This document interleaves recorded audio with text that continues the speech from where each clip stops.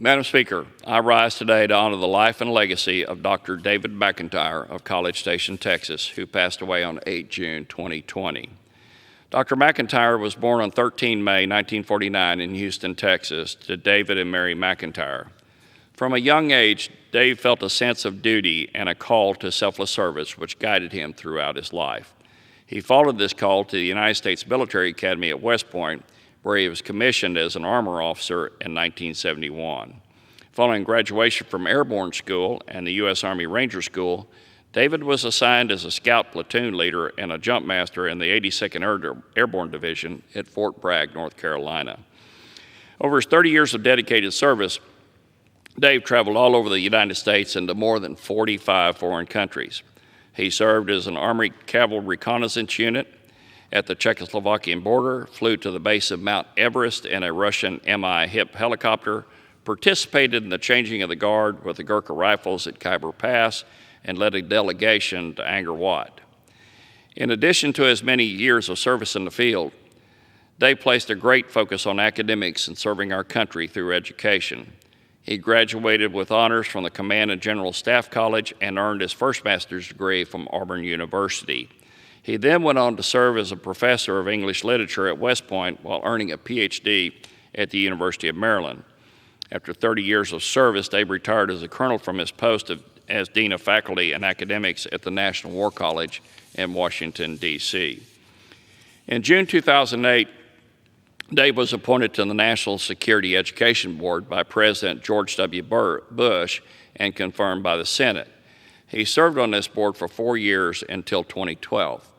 From 2010 to 2014, he was the Distinguished Visiting Fellow at the Homeland Securities and Analysis Institute in Washington, D.C. His time in D.C. also included providing congressional testimony and national strategic documents for the Army Chief of Staff and serving on the National Board of Directors of the InfraGard National Members Alliance. In addition to serving on many other boards and committees, he also served as a board member of the Homeland Security Defense Educational Consortium. Following his retirement, Dave accepted a position as a professor at Texas A&M University. Through his role as the founding director of the Texas A&M Bush School of Government and Public Service Graduate Certificate in Homeland Security program, his legacy of expertise in Homeland Security will live long through the knowledge and expertise in Homeland Security that he shared with his students. Also, while serving as a professor at Texas A&M, Dave continued to advise the U.S. government on many projects and published a series of textbooks on Homeland Security. Dave also spoke at conferences and events as a premier subject matter expert on Homeland Security. Dave's life was dedicated to his call of service, and through this journey, he met his wife, Kathy. Together, they raised 2 sons who share their father's spirit of service. He relished spending time with his family and 7 grandchildren at home in College Station, Texas. I first met Colonel McIntyre when he and I ran for this congressional seat in 2010. As I got to know him, I found him to be a fierce competitor, a policy expert, a committed public servant, a man of integrity, and an ultimate gentleman. I can tell you firsthand that we will miss his contributions to Brazos Valley and to our nation.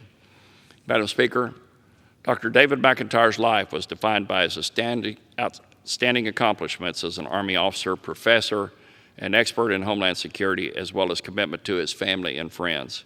He will be forever remembered as a true leader in his field, a devoted husband, father, and friend.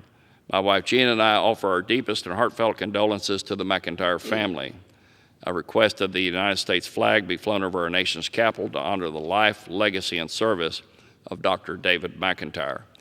As I close today, I ask all Americans to continue praying for our country during these difficult times, for our veterans, for our military men and women who protect us, and for our first responders who keep us safe at home. Now I yield back the balance of my time.